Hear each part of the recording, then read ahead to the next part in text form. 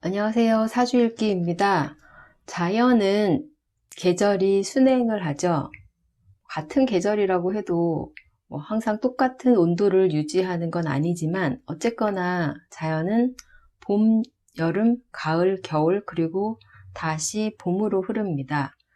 하지만 인간이 태어날 때 받은 기운인 사주팔자 글자는요.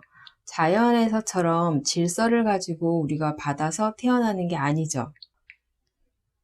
그래도 좋은 구조를 가지고 태어나신 분들도 있고 글자가 자연처럼 이렇게 순행하는 구조라면은 큰 문제가 없이 순조롭게 살아가는 그런 의미가 되겠지만 대부분의 사주를 보면요. 계절이 뒤섞이면서 태어납니다.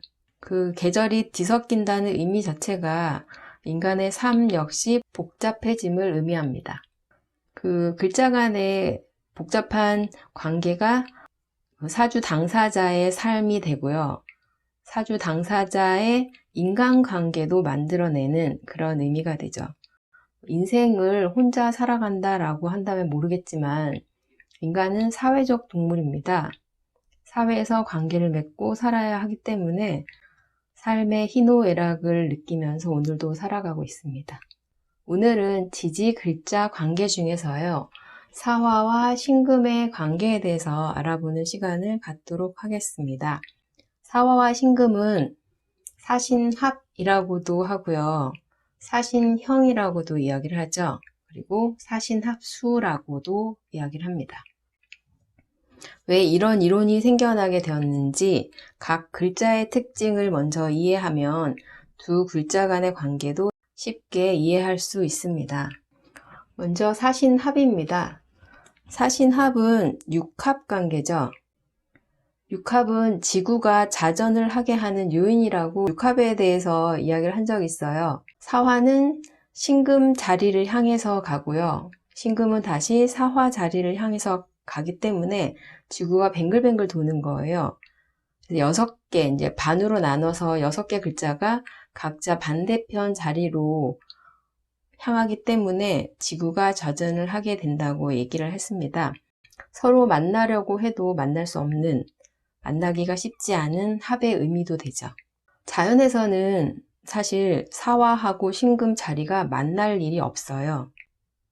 그런데 인간의 사주팔자에서는 서로 합이 가능합니다. 그렇기 때문에 많은 이론들이 나오게 되는 거죠. 그러면 사신형은 또 무슨 의미일까요? 이 사신형의 의미는 사화하고 신금이 합을 하면은 형의 관계가 일어날 수 있다는 그런 의미가 돼요. 형이라는 것은 강한 세력을 가진 글자가 약한 세력을 가진 글자의 형태를 바꾸어 놓는 그런 의미가 됩니다. 만약에 사화가 강하다고 한다면 신금이 형을 당하고요. 신금이 강하다고 한다면 사화가 형을 당하는 그런 의미가 됩니다. 사신합수입니다. 사신합수는 먼저 사화하고 신금의 관계를 먼저 알아봐야 해요. 인사신에는 각 삼합이 시작되는 장생지이죠. 사화는 사유축 삼합을 시작하는 장생지고요.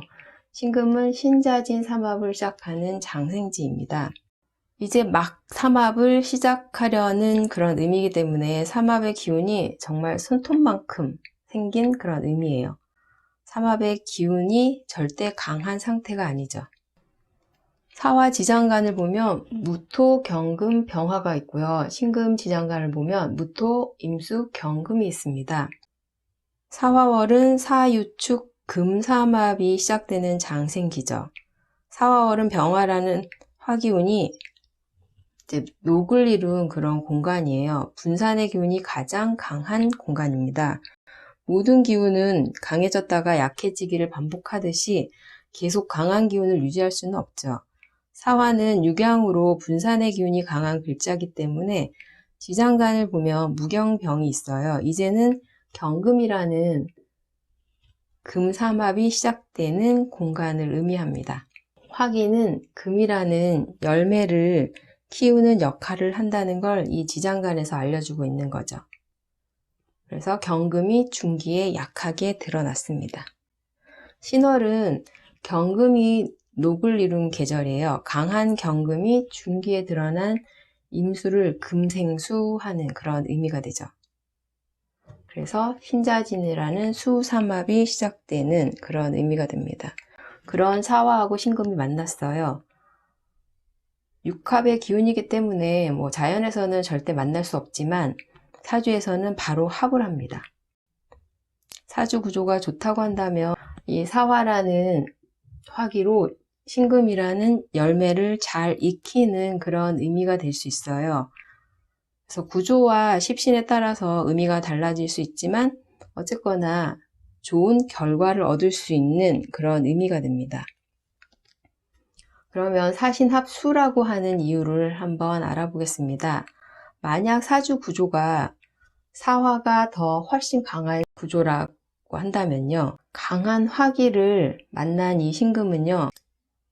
주물을 만들 때 먼저 불에다가 녹이잖아요. 녹이면은 물처럼 변합니다. 겉이 딱딱해진 이 신금이 너무 강한 화기를 만나면 녹아서 물처럼 액체로 변하게 되죠. 그래서 녹아내린 그 모습이 물처럼 흐르기 때문에 사신합수가 됩니다. 반대로 신금의 세력이 굉장히 강하다라고 한다면 사화의 세력이 약하겠죠. 사화는 이 신금이라는 금을 익히는 역할을 해요. 사화의 화기운이 이 신금에게 흡수가 됩니다. 신금 기운이 굉장히 강하면 사화는 자신의 기운은 약해지는, 기운이 소진되는 의미가 돼요. 그러면 이 신금은 강해지면서 금생수하는 기운도 더 강해지게 됩니다. 그러면 신금 중에 수기가 강해지면 신금 중에 이 임수라는 수기는요, 사중의 병화라는 화기를 극하겠죠. 그래서 사화의 기운, 사중의 병화의 기운이 신중의 임수의 기운에 의해 형당하게 되는 거예요. 이 경우도 사신합으로 강한 수기가 된다, 이런 의미가 됩니다. 그래서 글자 간의 관계에 따라서 사신합, 그리고 사신합형, 사신합수라고 이런 이제 이론이 생겨나게 된 거죠. 글자를 먼저 이해하고 두 글자의 관계를 이해한다면 더 이해가 쉽겠지만요. 사실 사주 구조에 따라서 다른 형태로 드러나기 때문에 구조를 잘 살피는 게 먼저라는 의미가 됩니다. 오늘은 지지 글자 중에 사화와 신금의 관계에 대해서 알아보았습니다. 감사합니다.